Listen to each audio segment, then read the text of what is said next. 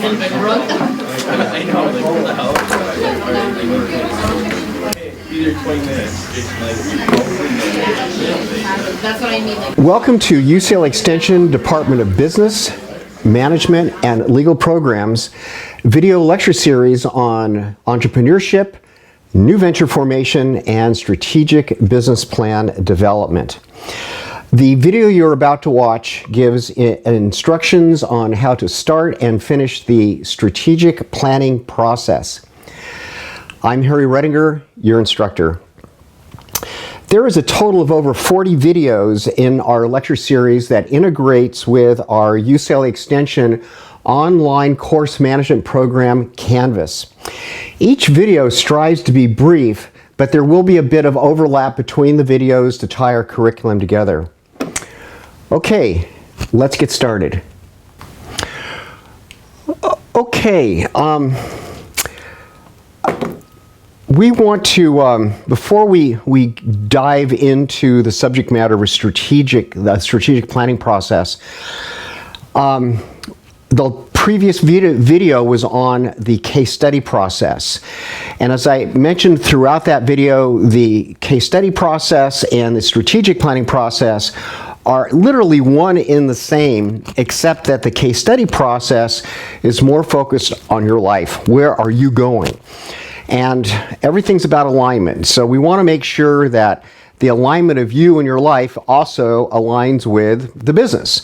So in essence, when we go through the process of becoming an entrepreneur or mastering the art of being an entrepreneur, a new venture formation, or writing a business plan, it's all about alignment. And so in many ways, concurrent with developing a business plan, we're also developing a life plan. The case study process deals more with developing a life plan. Here, what we're about to go through now is going to focus 100% on developing the strategy for the business. And we use the strategic planning process over and over again from the very beginning of this process through to the start of our mechanical sections in the business plan or the completion of the strategic plan. Our first diagram, I really love this image in terms of, brain power. But, and what we have up in the upper right-hand corner here is the graphic that I've developed that symbolizes the strategic planning process. And there's 6 steps to the strategic planning process. And a key part, a universally known key part of it, is the SWOT analysis. But the reason why I have this up here, and a bit of this is in the spirit of Rick Pitino's book, Success is a Choice.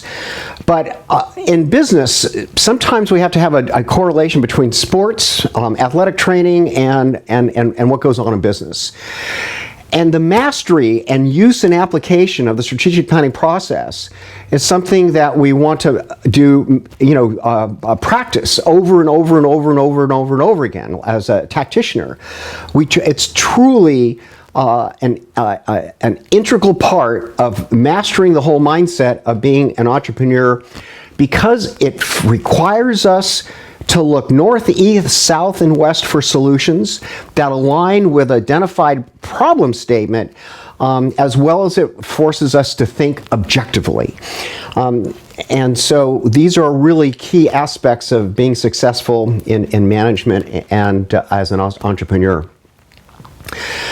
Like many of other slides, we're going to start off with having 3 potential final exam questions that we want you to look for as we go through our presentation, our slides.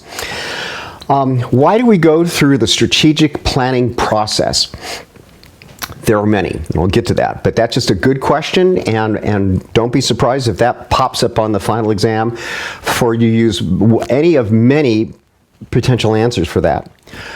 Our next question is, how can the strategic planning process be made a part of a company's corporate culture? And so this process of developing mastering the strategic planning process can be made a part of the day-to-day operations of what goes on in the organization. Next, which sections of the business plan play an important or integral role in the strategic planning process? So we just don't use this up front. We use the strategic planning process over and over, I mean, all the time. But there are a number of sections within the business plan that we're going to draw information from the standpoint of relevant facts to come up with our actual competitive strategy. And our competitive strategy section actually consists of developing 6 different types of strategies. And the strategic planning process is used for coming up with each of those strategies. I want to start developing the mindset of a builder. When we go to build a building, there's a logical sequence that has to take place in terms of, foundation, then a frame, then a roof, then mechanical sections, etc. And when we go to build a business, it's just as complex in terms of all the many different systems that have to fit together to bring life to the business. And one of the primary reasons why we go through the strategic planning process up front, even if we know our mission statement, what we're selling, to whom we're selling, and what makes us competitively different, by going through this process, which has 4 outputs, but by going through this process at the very beginning of the business development or business plan development or forming a new venture, by answering the questions, developing the output of the strategic planning process, makes everything else to follow streamlined, because you have a sense of direction. When we go to do industry analysis and market analysis section, we kind of know what we're looking for. And particularly with the industry analysis, I mean, there's an infinite amount of information about every industry out there, thanks to the internet and Google searches and things of that sort. So when we take the time to develop a strategic plan, a mission statement, a vision of success statement, organizational structure, and phase of competitive development, now when we go to start to do market research, we immediately know where to start dialing in, where to focus our energy, our attention. Okay, so we've brought this up before, and we'll, this particular, this is what we call the, so we asked the question, why develop a business plan? Businesses that develop and implement a business plan earn 10 times more in profit than firms the same size and market niche that don't. Now, this goes back to Adam Smith's book, The Wealth of Nations. And Adam Smith is the economics as Freud is the psychology. He was the first. And he discovered that whenever we divide labor and allow it to specialize, we produce 10 times more than what we did if each person did numerous tasks versus letting each person specialize in a specific task, where we have division of labor. And so that's one aspect which leads to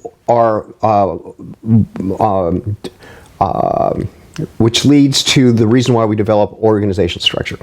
But anyway, businesses that develop and implement a business plan earn 10 times more in profit than firms that don't. And there's 4 primary reasons. And these 4 primary reasons are the output product objective of the strategic planning process. The first is that we develop a mission statement. We establish what we're selling, to whom we're selling, and what makes us competitively different. And we use the strategic planning process to come up with these basic 2 sentences.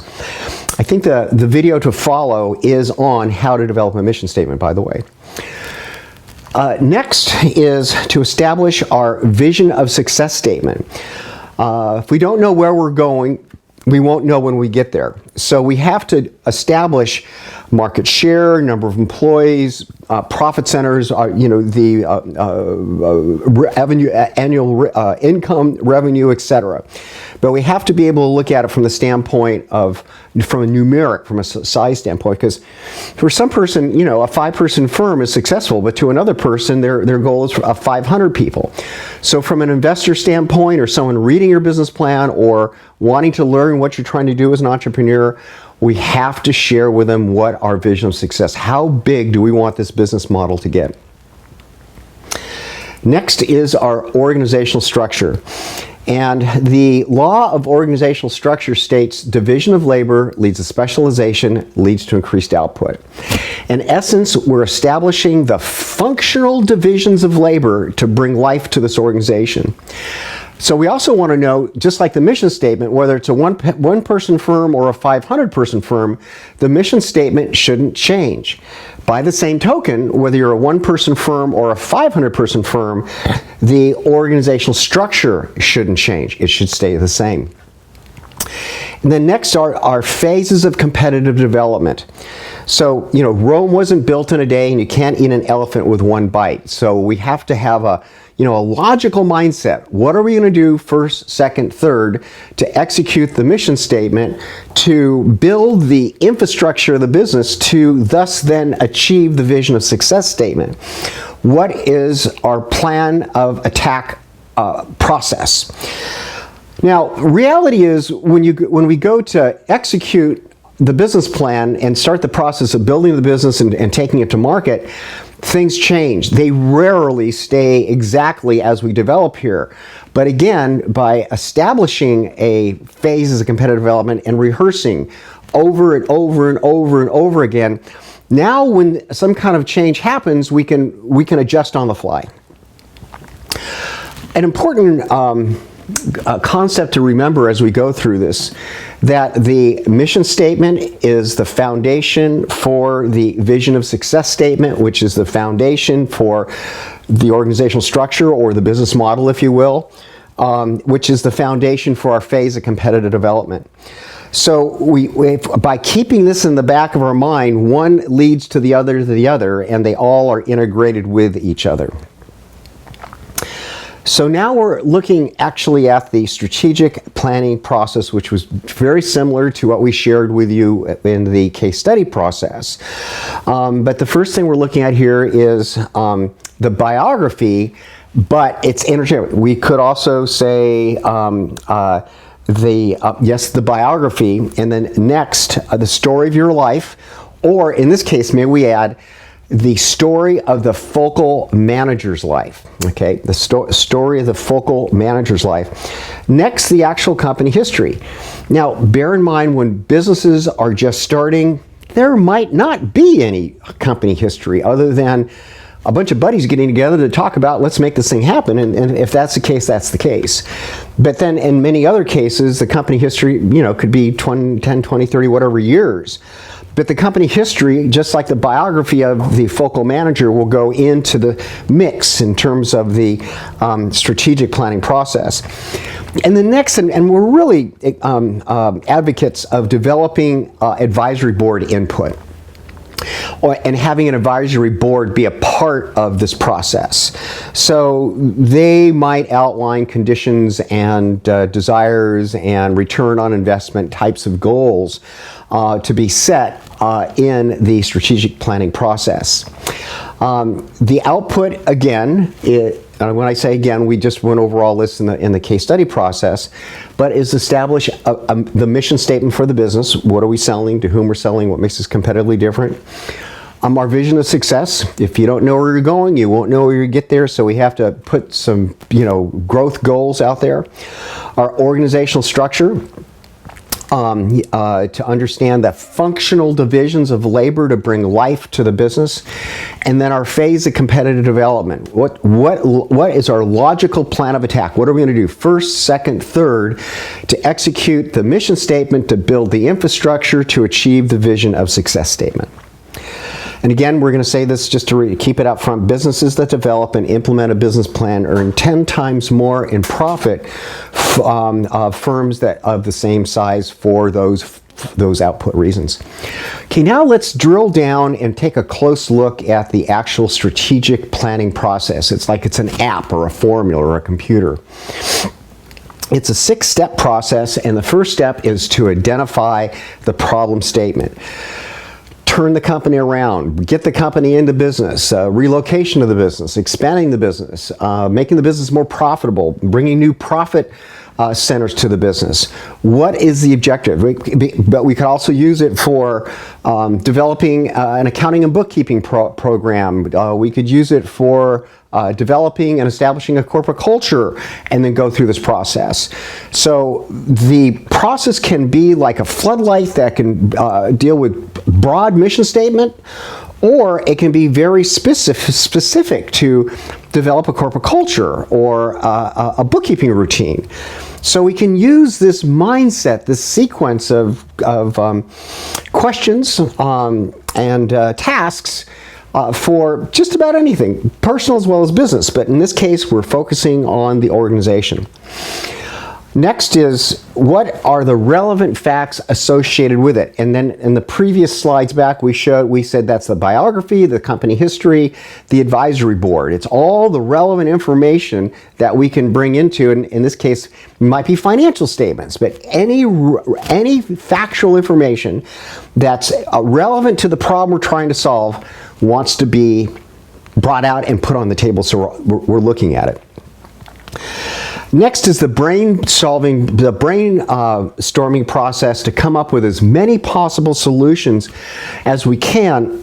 And each one of these solutions wants to be relevant to the problem statement, and in essence also wants to be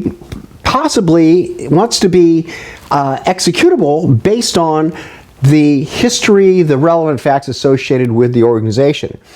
So we don't want to come up with ideas that aren't realistically possible for the team or the organization.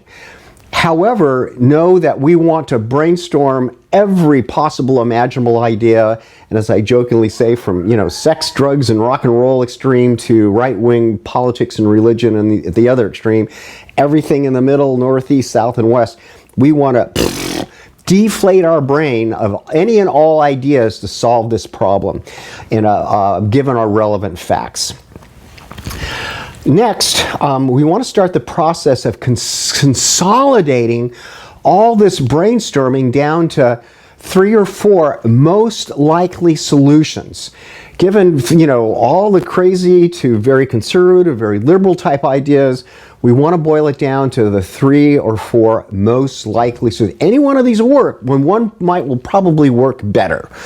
And then once we've done that, we want to then take each of those 3 to 4 ideas, and we want to study them and to see which one best aligns with the story of the company's life, the resources of the company, the staff, the management, all the talent and skills, the market position of the organization, and the skill sets of the focal manager, etc. And we want to analyze, plan A, plan B, plan C, and any others that we come up with. And as we do this, we want to take a close look and say, okay, is it better this way or is it better that way? Some of these strategies, some of these plans will have a better alignment. Some might cost less or more. There's a cost factor, there's a risk factor. And so to kind of analyze all that, we now want to start to be aware of Adam Smith's invisible hand, because ultimately we want to pick a solution that's best supported by all that we've accomplished as a business, as individuals, all the things we've mastered, as well to best align with the market opportunities before us. Hence, we might come up with a market opportunity that just overwhelmingly destined for success. But let's say that we just don't have the resources to go after that, and plan B or C might allow us to build the resources and then go after this new opportunity, granted the opportunity still exists. So we want to be sensitive about Adam Smith's invisible hand, and we want to go and find, and this is key, our highest and best fit in the marketplace fit solution, because we're probably will be most competitive executing that particular alternative solution. But once we get all these solutions out in the open, we now want to start this process of doing a SWOT analysis. And we want to identify the strengths associated with each of the 3 or 4 solutions. We want to associate the weaknesses associated with each of these 3 or 4 solutions. We also then, now bear in mind our strengths and weaknesses are internal issues, and then the next 2 are the opportunities and threats deal with external issues, and so we want to identify all the opportunities associated with each of the 3 or 4 solutions and each of the threats associated with the 3 or 4 solutions. And it's always good to develop some kind of tabular matrix type of chart to start writing these down, a marking board, or get it out so everybody can see these are all the strengths associated with plan A, B, and C, weaknesses, opportunities, and threats. Because if we're all looking, if we can see all of them, it's really going, it's like a case, like a detective case. We want to get, all the potential, culprits up on the board so we can see who had the motive and why someone might have done what they've done. Well, here we want to get all the possible solutions up and really, stand back and look at it and say which one. It's like cracking a case, like a detective case. But which one's going to have the highest return on our investment and support our corporate culture to be the most promising, most competitive strategy for our organization to go forward. So I want to develop strengths, weaknesses, threats, and opportunities for Plan A, Plan B, and Plan C. As we do this, again, as I'm going to come back to my optometrist type image here, is it better this way? Click, click, click. Is it better that way? Click, click, click. Is it better this way? Click, click, click. Is it better that way? And as we start to answer these questions, all of a sudden, we can read the fine print on the bottom line. And so it's just very magical how the SWOT analysis can really bring the best idea to the surface for us to recommend. And whether and also know that we state often the strategic planning process is not only a formula, but also can be used as a meeting agenda for a board meeting or an advisory board, etc. So just to kind of wrap up our discussion on the strategic planning process. It's going to use the biography, the company history, the advisory board's input. It's then going to do the 6-step process of what's the problem, the relevant facts, brainstorm, short list, SWOT analysis, recommendation to develop our mission statement, then to develop our vision of success statement, our organizational structure, and our phase of competitive development. We now want to answer the question relevant to what sections of the business plan play an instrumental role in the strategic planning process. And so the first is a mission statement. We use it to come up with the mission statement. And then as we proceed, given the mission statement, and it's always good to do a preliminary clip, draft on the vision of success, organizational structure, phase of development. And then with that knowledge in mind, we're now going to then review the company history, because sometimes we might want to go in there and add some more to it and adjust it, but we're going to draw a lot of much information from the company history to actually do it, the strategic planning process. And then next, when we go in and the industry analysis can be an awful lot of work. I mean, in terms of just research time to explain how the industry works, to show where the industry is going, to figure out the gross domestic product of the industry, what's the future view of the industry, where's it going, and then next is the market analysis in terms of the point of entry into the industry, the supply and demand, demographics, things that could be going on unique to the point of entry. We're going to learn more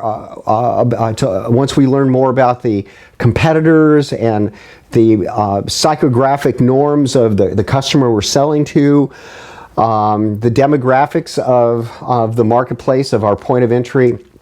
as that information comes forth, we're going to be feeding that in to the strategic planning process. So we do it up front to get kind of a, where's my compass? A compass direction of the strategic planning of where we're going. But then as we dig deeper into studying the industry, studying the market, this information comes back in, and all of a sudden when we do brainstorming, shortlisting, SWOT analysis, this might change the outcome. So we're constantly redoing our reapplying our strategic planning process as we gain more relevance about the mission, vision, structure, and phase of competitive development about the organization as we go forward. The next two sections of the business plan are where we summarize the business plan before we get into the competitive strategy, where we actually start establishing our price strategy, our market niche strategy, our market position strategy, our corporate culture, and things of that sort. So the competitive resources are where there's more demand than there is supply, and then our market opportunities is where there's more demand and supply, and our competitive resources are just the things that we're competitive in the marketplace. And between those two sections, it kind of summarizes the whole business plan to that particular point. So now we're going to go into the subject matter of how can the strategic planning process be made a part of the corporate culture of the organization.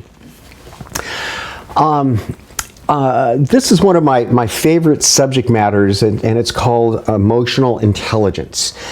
And businesses that integrate emotional intelligence into their corporate culture are overwhelmingly more competitive than firms that don't. And one of the reasons why is when we do this, we empower everyone in the organization to provide checks and balance feedback on the emotional intelligence of everyone else.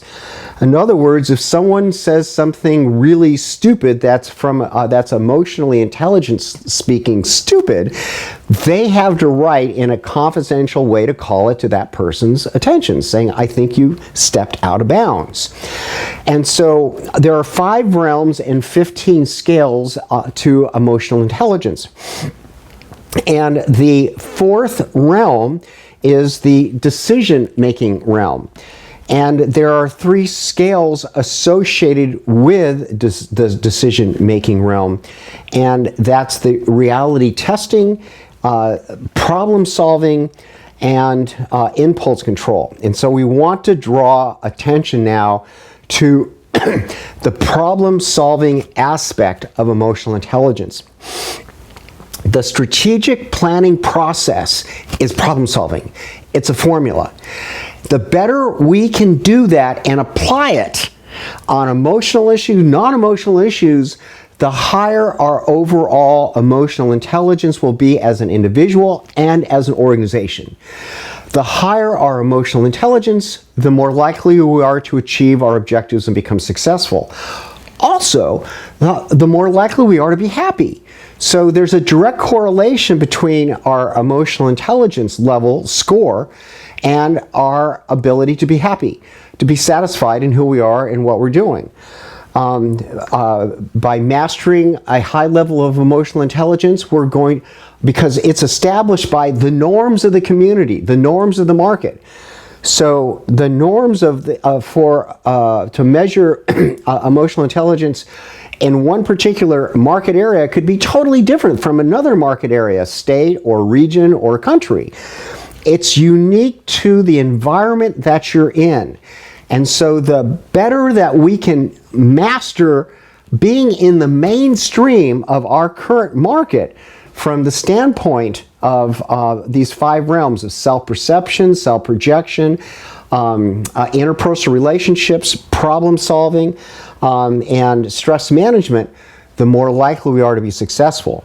And the case study process is directly related to problem solving. So as an organization, if we say our culture is an emotional intelligence-based culture, and that we use the strategic planning process to solve problems, and everybody understands that and is encouraged to use it. Just thinking step 1, 2, 3, 4, 5, 6, SWOT analysis, etc., we're more likely to make better decisions on individual basis, department basis, over organization wide basis. I want to review before we wrap up. We're wrapping up, but I want to review this slide one more time. By going through the strategic planning process, it makes, at the very beginning of developing a business or writing a business plan or becoming an entrepreneur, all the areas, all the subject matters we need to master are we just have so much more focus and attention on what we're doing before we do it, because we have a general, compass-wise sense of direction on how this mission, vision, structure, phases apply to everything we're doing, and then how the strategic planning process applies to that. And now as we go through, we just have a more intuitive sense of what needs to be done, where we need to focus our attention, versus wandering, like being in a bumper car in an amusement park. We'll just get there much more faster. Also, I want to bring this image back up again. The strategic planning process really just wants to become innate in how you think, how you approach problems in life, and with the security to know that whatever I come up against, I can apply this to it, and it's going to spit out solutions. And that gives us a little more self-confidence to go into areas of the unknown. We're going to have a little higher trust, a higher level of self-regard, knowing that we walk and talk this mindset. And then when people know that there's a certain logic behind the way you make decisions, they're going to feel more comfortable participating in projects and going on adventures, executing the strategy of the business, knowing that there's a sound decision-making process in place to handle whatever we could come up against. So that concludes our little talk on the strategic planning process, and we'll see you at our next video.